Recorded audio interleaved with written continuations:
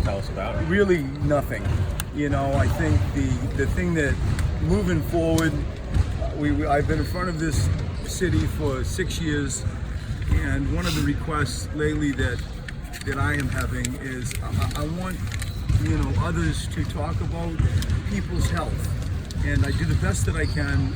I try to be as candid and honest and transparent as I can, and have always been done that. And I think that to have multiple voices and things of that sort doesn't interest me and doesn't help our organization. And so with Joel's news, I'm going to continue to refer to, I guess they gave everybody a sheet. Does that go, there you go. So you please refer to your sheet, and I'm happy to talk about hoops. Brett, can I ask you this though? And not if it's about anything to do with what I just said. I'll just ask it, and if you don't want to answer, you don't have to answer. Okay, I'll ask it.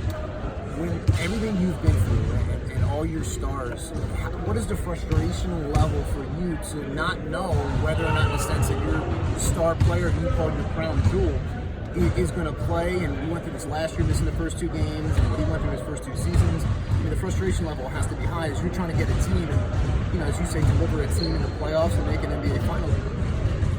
And because it's not like injury related, it's the result of what we're talking about. I'll talk about that. Like the emotion. And I get it.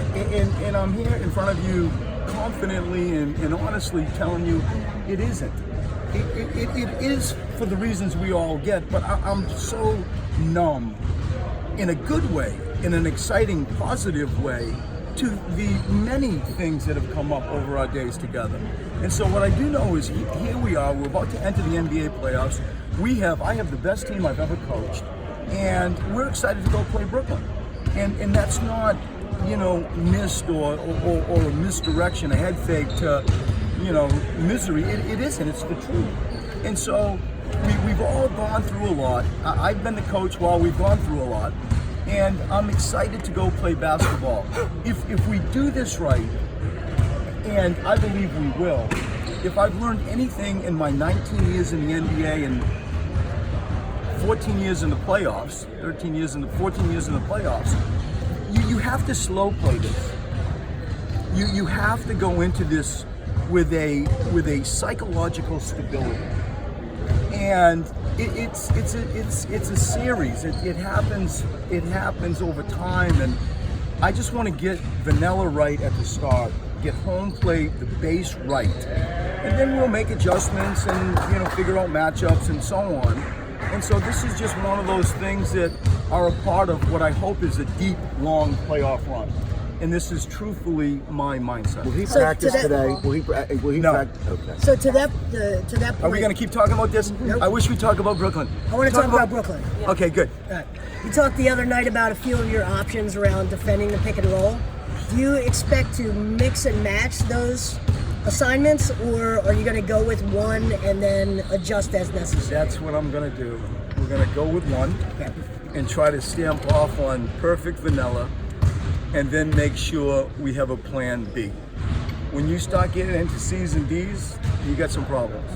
And it's, I've been in playoffs, and I've shared this story, I think, with this group. I've shared it with my players, where, one of the most recent examples, only because Dirk retired, we were in one playoff series with Dirk, we're down 1-3, and we just kept changing pick and roll coverages with Dirk, and the players get frustrated, the coaches would get frustrated. You thought we're going to make an adjustment. We lost, we got to do something.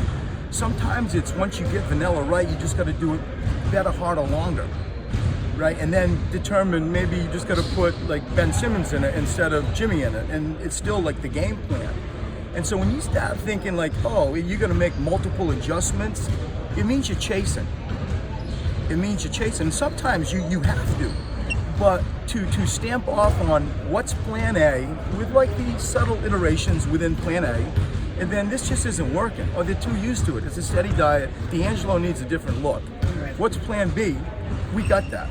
And you've talked about the hill you're willing to die on is the long contested 2. D'Angelo kind of likes 29 other NBA coaches for sure, and about 98% of the planet that coaches basketball. But D'Angelo kind of he's willing to settle for some of those shots. He does, and so then it gets back to what's your tolerance level as a coach? What's the tolerance level of the players? It does get old, despite what MIT says, it gets old. And, you know, sometimes you got to then go to plan B for a minute, throw them a different look, and then come back to plan A. And so, you know, maybe it's a different matchup.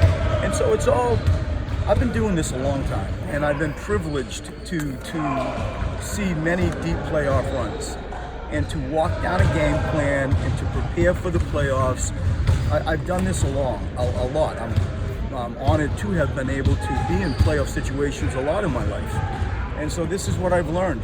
You know, after the years that I've been doing this, it might be the thing that I can help my team with the most, with that sort of professional hoop life lesson as it relates to playoff coaching. Brett, you've been doing this a lot, but this is only the second